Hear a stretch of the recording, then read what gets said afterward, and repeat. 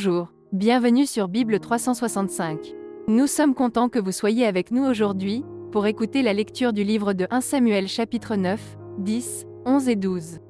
Si vous êtes nouveau, s'il vous plaît abonnez-vous à la chaîne, aimez et partagez-la pour encourager quelqu'un d'autre à écouter la Bible cette année. Bonne écoute.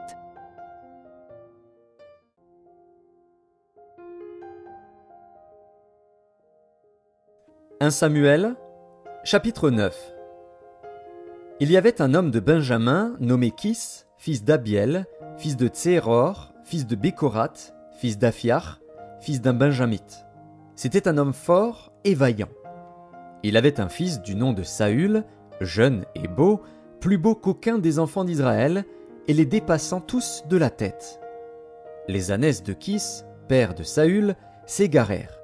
Et Kis dit à Saül, son fils, « Prends avec toi l'un des serviteurs, lève-toi, va, et cherche les ânesses. » Il passa par la montagne d'Éphraïm et traversa le pays de Shalisha, sans les trouver.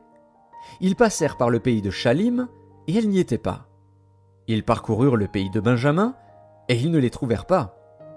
Ils étaient arrivés dans le pays de Tsuf, lorsque Saül dit à son serviteur qui l'accompagnait, « Viens, retournons, de peur que mon père, oubliant les ânesses, ne soit en peine de nous. » Le serviteur lui dit, « Voici, il y a dans cette ville un homme de Dieu, et c'est un homme considéré. Tout ce qu'il dit ne manque pas d'arriver. Allons-y donc. Peut-être nous fera-t-il connaître le chemin que nous devons prendre. » Saül dit à son serviteur, « Mais si nous y allons, que porterons-nous à l'homme de Dieu? Car il n'y a plus de provisions dans nos sacs, et nous n'avons aucun présent à offrir à l'homme de Dieu.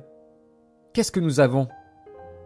Le serviteur reprit la parole et dit à Saül, « Voici, j'ai sur moi le quart d'un sicle d'argent. Je le donnerai à l'homme de Dieu, et il nous indiquera notre chemin. » Autrefois en Israël, quand on allait consulter Dieu, on disait, « Venez, et allons au voyant, car celui qu'on appelle aujourd'hui le prophète s'appelait autrefois le voyant. » Saül dit à son serviteur, « Tu as raison, viens, allons. » Et ils se rendirent à la ville où était l'homme de Dieu. Comme ils montaient à la ville, ils rencontrèrent des jeunes filles sorties pour puiser de l'eau, et ils leur dirent, « Le voyant est-il ici ?» Elles leur répondirent en disant, « Oui, il est devant toi. Mais va promptement, car aujourd'hui il est venu à la ville parce qu'il y a un sacrifice pour le peuple sur le haut lieu. Quand vous serez entrés dans la ville, vous le trouverez avant qu'il monte au haut lieu pour manger. Car le peuple ne mangera point qu'il ne soit arrivé, parce qu'il doit bénir le sacrifice. Après quoi, les conviés mangeront. Montez donc, car maintenant vous le trouverez. » Et ils montèrent à la ville. Ils étaient arrivés au milieu de la ville, quand ils furent rencontrés par Samuel qui sortait pour monter au haut lieu. Or, un jour avant l'arrivée de Saül, l'Éternel avait averti Samuel en disant, « Demain, à 7 heures, je t'enverrai un homme du pays de Benjamin, et tu l'oindras pour chef de mon peuple d'Israël. Il sauvera mon peuple de la main des Philistins. Car j'ai regardé mon peuple, parce que son cri est venu jusqu'à moi. » Lorsque Samuel eut aperçu Saül, l'Éternel lui dit, « Voici l'homme dont je t'ai parlé. C'est lui qui régnera sur mon peuple. » Saül s'approcha de Samuel au milieu de la porte et dit, « Indique-moi, je te prie, où est la maison du voyant ?» Samuel répondit à Saül, « C'est moi qui suis le voyant. Monte devant moi au haut lieu, et vous mangerez aujourd'hui avec moi. Je te laisserai partir demain, et je te dirai tout ce qui se passe dans ton cœur. Ne t'inquiète pas des ânesses que tu as perdues il y a 3 jours, car elles sont retrouvées. Et pour qui est réservé tout ce qu'il y a de précieux en Israël? N'est-ce pas pour toi et pour toute la maison de ton père? » Saül répondit, « Ne suis-je pas benjamite, de l'une des plus petites tribus d'Israël? Et ma famille n'est-elle pas la moindre de toutes les familles de la tribu de Benjamin? Pourquoi donc me parles-tu de la sorte? » Samuel prit Saül et son serviteur, les fit entrer dans la salle, et leur donna une place à la tête des conviés, qui étaient environ 30 hommes. Samuel dit au cuisinier, « Sers la portion que je t'ai donnée, en te disant, mets-la à part. » Le cuisinier donna l'épaule et ce qui l'entoure, et il la servit à Saül. Et Samuel dit, « Voici ce qui a été réservé. mets-le devant toi et mange, car on l'a gardé pour toi lorsque j'ai convié le peuple. » Ainsi Saül mangea avec Samuel ce jour-là. Ils descendirent du haut lieu à la ville, et Samuel s'entretint avec Saül sur le toit. Puis ils se levèrent de bon matin, et, dès l'aurore, Samuel appela Saül sur le toit et dit : « Viens, et je te laisserai partir. » Saül se leva, et ils sortirent tous deux, lui et Samuel. Quand ils furent descendus à l'extrémité de la ville, Samuel dit à Saül : « Dis à ton serviteur de passer devant nous. » Et le serviteur passa devant. « Arrête-toi maintenant, reprit Samuel, et je te ferai entendre la parole de Dieu. » 1 Samuel, chapitre 10. Samuel prit une fiole d'huile qu'il répandit sur la tête de Saül. Il le baisa et dit : « L'Éternel ne t'a-t-il pas oint pour que tu sois le chef de son héritage ? Aujourd'hui, après m'avoir quitté, tu trouveras 2 hommes près du sépulcre de Rachel, sur la frontière de Benjamin, à Tseltsar. Ils te diront : les ânesses que tu es allé chercher sont retrouvées. Et voici, ton père ne pense plus aux ânesses, mais il est en peine de vous, et dit : que dois-je faire au sujet de mon fils ? De là tu iras plus loin, et tu arriveras aux chênes de Tabor, où tu seras rencontré par 3 hommes montant vers Dieu à Béthel, et portant l'un 3 chevreaux, l'autre 3 gâteaux de pain, et l'autre une outre de vin. Ils te demanderont comment tu te portes, et ils te donneront 2 pains que tu recevras de leurs mains.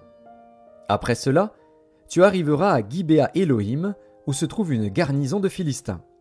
En entrant dans la ville, tu rencontreras une troupe de prophètes descendant du haut lieu, précédés du luth, du tambourin, de la flûte et de la harpe, et prophétisant eux-mêmes.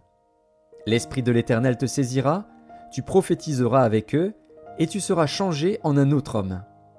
Lorsque ces signes auront eu pour toi leur accomplissement, fais ce que tu trouveras à faire, car Dieu est avec toi. Puis tu descendras avant moi à Gilgal, et voici, je descendrai vers toi pour offrir des holocaustes et des sacrifices d'action de grâce. Tu attendras 7 jours, jusqu'à ce que j'arrive auprès de toi et que je te dise ce que tu dois faire. » Dès que Saül eut tourné le dos pour se séparer de Samuel, Dieu lui donna un autre cœur, et tous ces signes s'accomplirent le même jour. Lorsqu'ils arrivèrent à Gibéa, voici, une troupe de prophètes vint à sa rencontre. L'Esprit de Dieu le saisit, et il prophétisa au milieu d'eux. Tous ceux qui l'avaient connu auparavant virent qu'il prophétisait avec les prophètes, et l'on se disait l'un à l'autre dans le peuple : « Qu'est-il arrivé au fils de Kis ? Saül est-il aussi parmi les prophètes ?» Quelqu'un de Gibéa répondit : « Et qui est leur père ? » De là le proverbe : « Saül est-il aussi parmi les prophètes ?» Lorsqu'il eut fini de prophétiser, il se rendit au haut lieu. L'oncle de Saül dit à Saül et à son serviteur : « Où êtes-vous allés ? » Saül répondit : « Cherchez les ânesses. Mais nous ne les avons pas aperçues, et nous sommes allés vers Samuel. » L'oncle de Saül reprit : « Raconte-moi donc ce que vous a dit Samuel. » Et Saül répondit à son oncle : « Il nous a assuré que les ânesses étaient retrouvées. » Et il ne lui dit rien de la royauté dont avait parlé Samuel. Samuel convoqua le peuple devant l'Éternel à Mitzpa, et il dit aux enfants d'Israël : « Ainsi parle l'Éternel, le Dieu d'Israël. J'ai fait monter d'Égypte Israël, et je vous ai délivrés de la main des Égyptiens et de la main de tous les royaumes qui vous opprimaient. Et aujourd'hui, vous rejetez votre Dieu, qui vous a délivré de tous vos maux et de toutes vos souffrances, et vous lui dites : établis un roi sur nous. Présentez-vous maintenant devant l'Éternel, selon vos tribus et selon vos milliers. » Samuel fit approcher toutes les tribus d'Israël, et la tribu de Benjamin fut désignée. Il fit approcher la tribu de Benjamin par famille, et la famille de Matri fut désignée. Puis Saül, fils de Kis, fut désigné.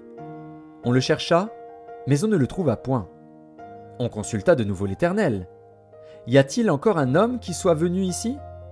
Et l'Éternel dit : « Voici, il est caché vers les bagages. » On courut le tirer de là, et il se présenta au milieu du peuple.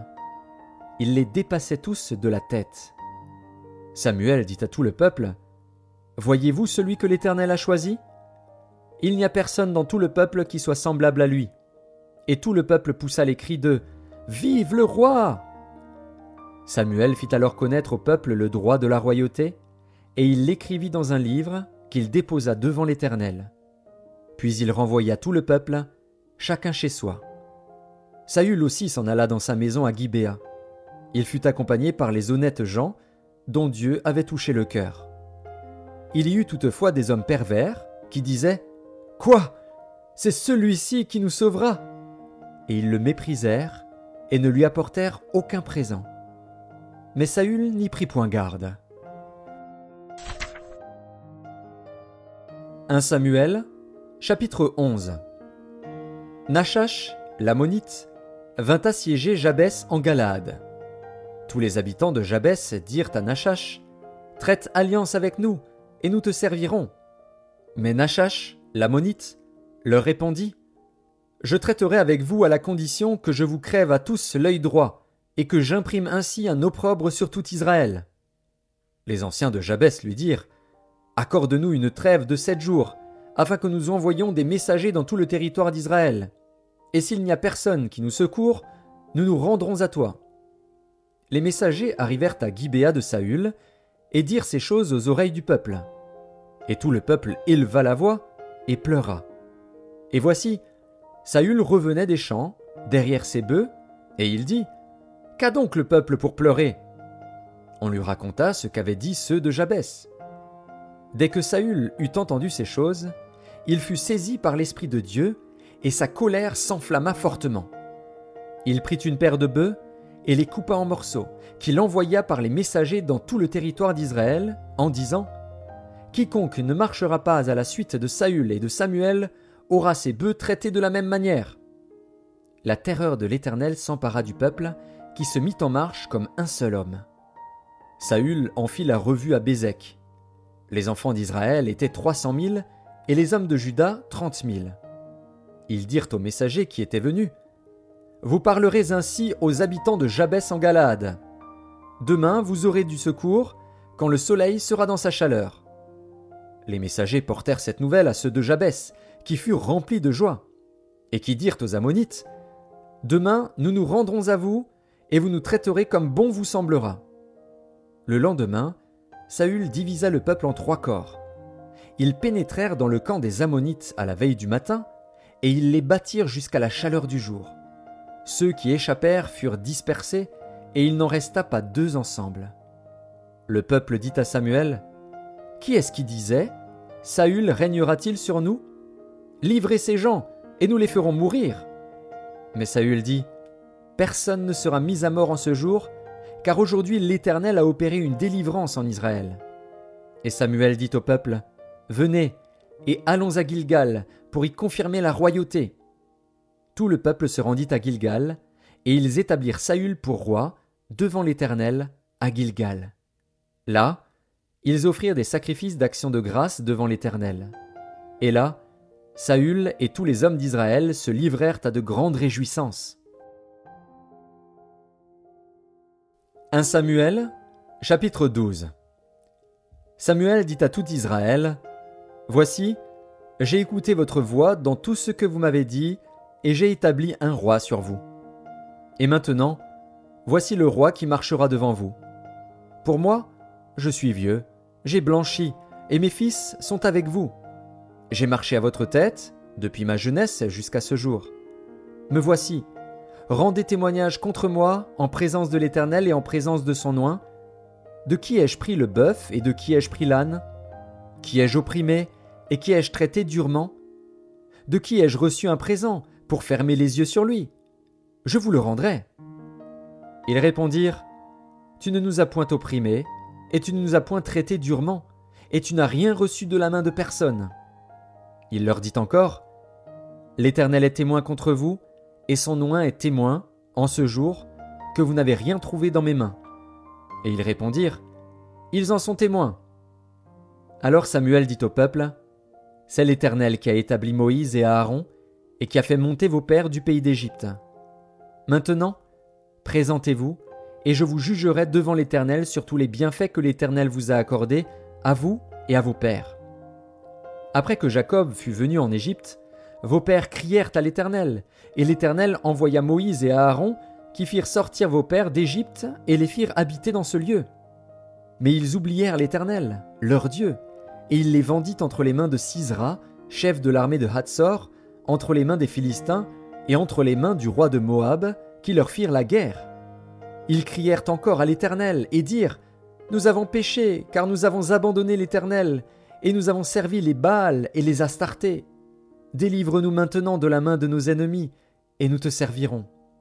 Et l'Éternel envoya Jérubbaal, Bédan, Jephthé et Samuel, et il vous délivra de la main de vos ennemis qui vous entouraient, et vous demeurâtes en sécurité.